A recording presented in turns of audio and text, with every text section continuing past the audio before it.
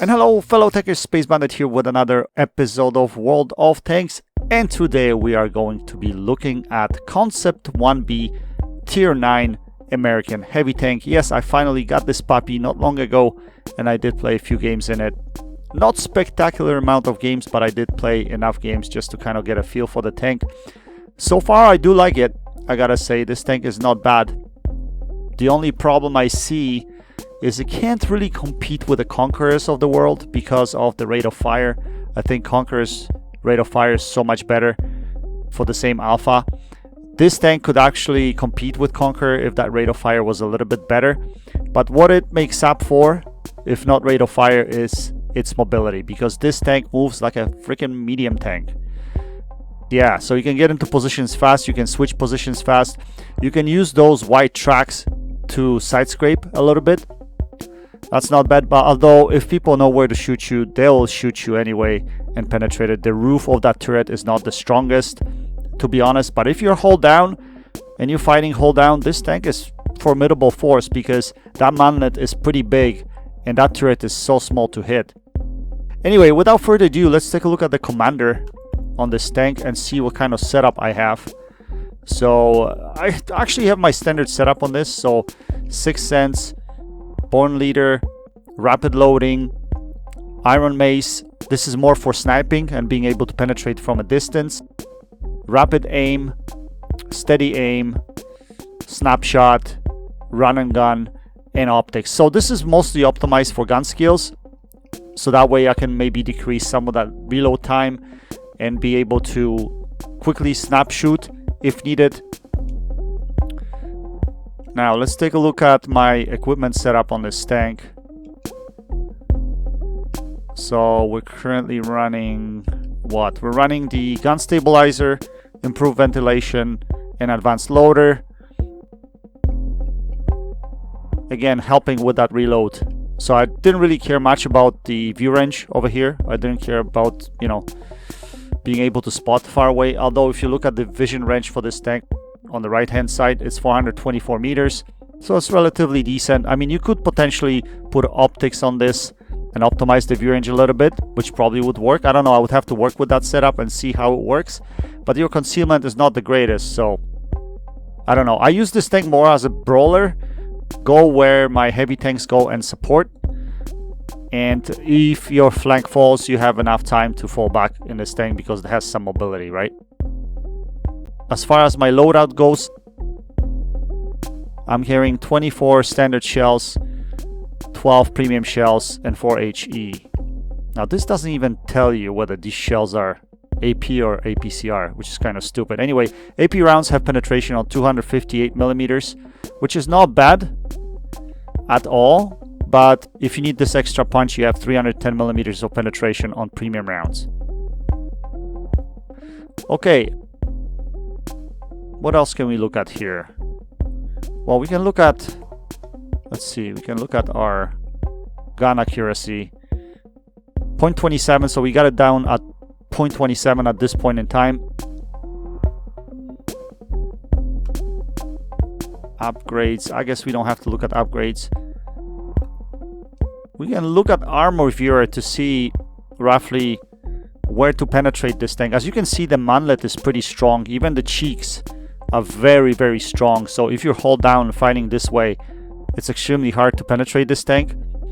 Although the bottom portion, which is green, looks like it's about 91 millimeters, and then the roof could be overmatched, which is at what, 161 millimeters or something like that. But you are able to side scrape in this tank, so if you kind of angle this way, those white tracks can absorb quite a bit. But then, people still be able to pen you underneath your gun manlet in those areas on top of your front plate. Even your front plate is pretty weak. So tanks should still be able to penetrate you through the top plate or the bottom plate, to be honest.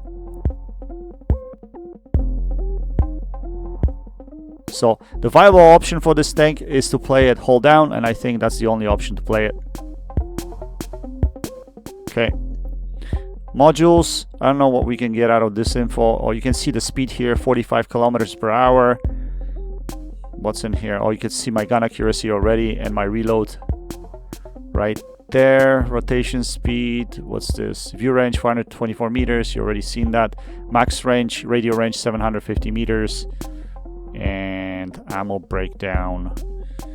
And the crew, you can see where the crew sits, right there. So actually the driver is right at the front. So your driver probably die quite often in this tank. Anyway, that's about it. So let's just jump into a couple of games in this tank to show you how this tank performs. Like I said, I've played maybe 20-30 games in this tank, but it is hard to get really high damage games in this tank, I noticed, because of the really poor reload. I did have decent couple games, but they were just around 5k.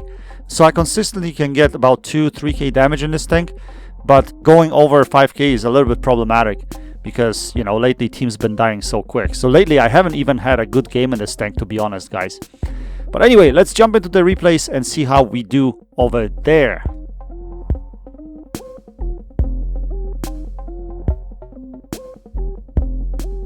So in the first game, we're on map Pilsen. And from what I remember, this is a bottom tier game or mid tier game, whatever you want to call it. So we are facing tier 10s. Yes, we will be facing tier 10s in this match.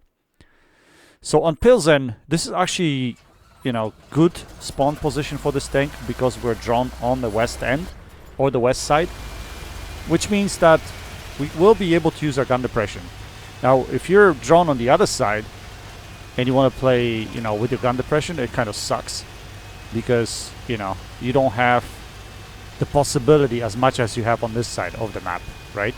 Because obviously the east side is a little bit higher than the west side. So I'm gonna get myself quickly into the north side of the map because that's where usually opposition likes to push. So we're gonna try to get up and use our gun depression and punish these guys that are overexposing. And I was hoping these guys would push hard here, and that's exactly what happened because I'm already spotted. This TD is heading down towards the west side, so we put one shell into him. I don't know how that shell went. It was just kind of a quick snapshot and it went somewhere and it penned him. I don't know where. We're gonna activate our combat ratios here because I want to speed up my reload because I see targets, and if you see targets in this tank, you gotta use your combat ratios to increase that reload speed because it's so slow. Now that guy stops for us, so we're gonna track him in place so we can draw some assisted damage at the same time. We put the shell into him and damage him, but are we gonna be able to finish him? Unfortunately, no. Who's our next customer? It seems to be type 5, but it looks like we scuffed that shot and we put it into his gun instead of his turret cheek, unfortunately. But we're still gonna aim at his weak spot right there, that flat portion of his hull. So we put that shell in and we're gonna do step and repeat. But I'm overconfident here that he's not gonna be able to, you know, shoot at us because we're hull down, very little of a tank visible, but Artie decides to shit on us instead. Thanks, Artie. So we're gonna change the position at this point and we're gonna go in a different spot. And let's see if Artie's paying attention to me or if Artie is paying attention to my friendlies that are on the corner. I just hope it's not paying attention to me. So we're just gonna come up here and we should have a lot more tanks to shoot at. We see the turret cheek of this E100, so we put a shell into his turret cheek and we're gonna do step and repeat. Same thing. Again, we enable our combat ratios right there. So we put a shell into his turret cheek again. As long as Artie doesn't hit us here, we will be okay. Artie is the only one that can spoil our party over here. As you notice there, E100 angled his turret just slight bit, and I wasn't able to pan him because he did that. So with this shell penetration, you'll find that you're gonna have to shoot the flat portion of the armor, especially on tanks that are more armored. But let's see if we can get a shell into this Death Star right here. Can we put it in? Yes, we can, so we take him out of the game. Now, we want this side of the map. Oh, we still have this guy. Let's see if we can put a shell through his drive wheel. T-62A through his drive wheel. I'm not able to take him out of the game. Great. Wow. Great game. Thanks, game. Anyway, so now we lost the other side. We won this side, but we lost the other side. So I I'm pinging my friendlies. I'm like, let's come back here and defend. So I'm gonna get myself in a position quickly, and I should be able to hit these guys once they start coming in. And my combat ratios are almost reloaded, so I should be able to get them going any second right now. So we hit one guy there. We're gonna try to hit this T110E5, but then he hides, so we shoot Object 430U instead. Now we're gonna have to back out because there's a lot of tanks coming here. A lot of tanks. It's just me and a TD, and looks like our heavy tank. One heavy tank went in the middle for whatever reason. The other heavy tank went towards the opposition's flag. So we're gonna try to side scrape over here, but this guy's gonna come out really hard because RTD has fired, so he's able to put shell into us, but we put a shell into him as well. And we're gonna keep on side scraping here. I'm gonna have to be patient. Let's see if we can put a shell into this guy. We're gonna try to aim this shot, but that bounces. I should have aimed that shot into his lower plate. And he's going to be able to pen us right there. I don't know. He might be shooting premiums. I don't know. I don't care. We're going to penetrate him right here. And unfortunately, the heavy tank that's behind him puts a shell into us and takes us out of the game. At this point, I was thinking, how do we lose this? We had so many tanks here. And it turns out that one of our tanks went through the middle of the map. And second heavy, which is this guy, Object 279, decided not to fight. Decided to cap it out. I'm like, seriously, dude. We could have won that fight. If these guys turned around and fought with us, we would have been able to win that fight, and I might have been able to get more damage out of this game, but because this guy decided to cap out, so be it. We still get a victory, but not the way we want it. So unfortunately, this so far has been the highest damage game in this tank for me. I know it's not where it needs to be. I think I can get easily 6-7k in this eventually, but I guess I didn't play enough games, or the games that I played, I don't know, they just finished way too quickly, or we just won too quickly, or my team got annihilated quickly. It doesn't matter.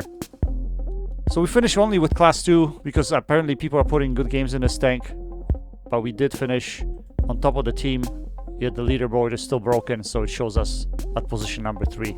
Anyway, let's jump into the next game of the evening and see how we did over there. And this time we are on map El Halluf, and we are top tier in this matchup. El Halluf actually is a perfect map for this tank because if you get yourself in position B3, you can rock that gun depression on this tank, and that's exactly what I'm going to do. So I'm going to get myself into that position, and in the meantime you'll see the mobility of this tank. It's pretty amazing, to be honest. It feels like a medium tank. It's kind of a cross between a medium tank and a heavy, right? I think it plays more like a medium tank than a heavy, but you can brawl with that gun depression, which is great. I just wish that reload was a little bit quicker. I wish that reload was quicker, or alpha a little bit higher, right? It's lacking something. But I do enjoy playing it because of the mobility. And you can get yourself out of sticky situations quite fast in this tank. Anyway, we're gonna come up here. There's only one RD to worry about, but if we get that inside position here, that shouldn't be a problem. Unfortunately, it looks like there's someone in there, so we're not gonna get the inside position. But it doesn't matter.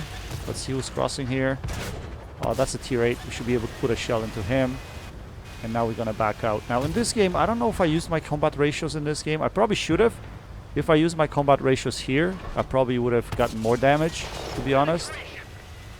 Maybe that was a mistake, but regardless. So we're gonna punish whoever's crossing. This guy's overexposed. I'm gonna put a shell into him, and he somehow manages to pen us. I think he pens us in the viewport, in the driver's viewport. Anyway, we hold down right now, so he can't do anything to us. And he decides to drop off. So now we're gonna focus this guy instead. And we're gonna aim that shot.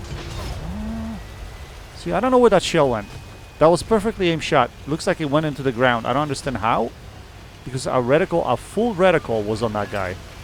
Which is strange. Anyway, we're gonna put this shot into his cupola. And I don't know how that bounced, game.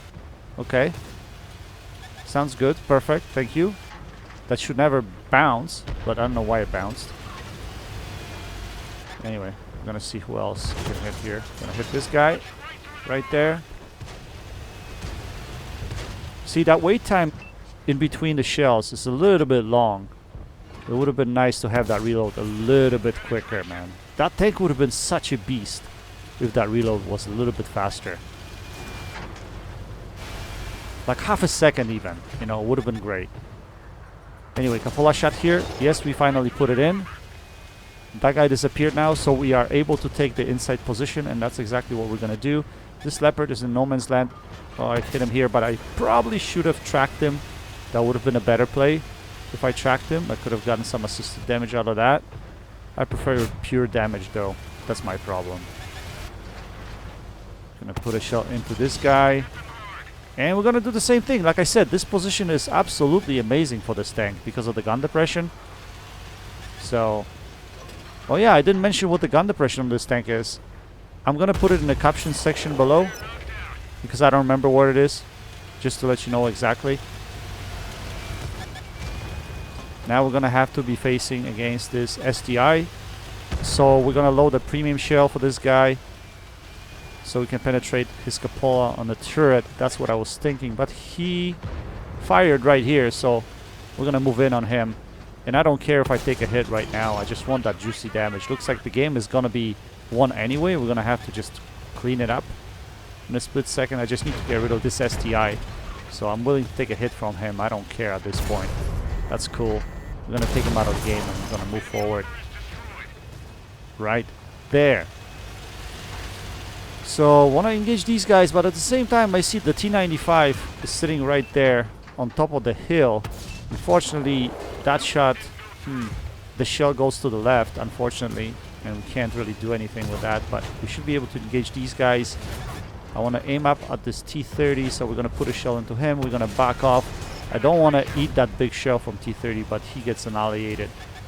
So now it's only this E75, but he gets taken out before I can put a shell into him.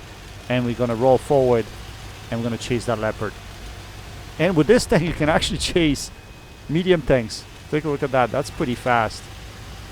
We should be able to put that shell in right there, and then we probably won't be able to reload before he gets taken out. So we're going to take the inside route, go under the opposition's guns. So the only two tanks remaining is the T95 that was sitting on the hill, plus the artillery. Can we get to any of those kills? I doubt it. Even though I'm fast, I'm not as fast as this Kampfpanzer 50T, unfortunately. So T95 gets taken out. And those are the games I'm talking about. So our team completely steamrolls the opposing team. Like, I can't get any damage in this tank. I'm trying to get damage, but we either lose or we steamroll over the opposing team, and that's the way it ends. So I don't know. I haven't been having much luck with this tank as far as close games are concerned lately anyway. I guess a lot of players left the game and it skewed the meta a little bit, and the matchmaking is kind of worse than what it used to be. Anyway, I still like this tank and I want to play more in it. I don't think you can make this gun sing any better than it does right now, but I still think it's a great gun. This tank can actually snipe pretty well as well. It's a good sniper. So if you like that game style, the sniping game style, you could probably get away with this tank as well. But anyway, let's take a look at the post-game stats. We did almost 5k damage, 4.8k, nothing spectacular, but one of my better games anyway. Class 2 mastery, again, nothing spectacular. And we finished, what, second on the team? And I think this time scoreboard was actually functional. Anyway, guys, I hope you enjoyed this video. That's it for now. Until next time, happy tanking, Space Bandit, checking out.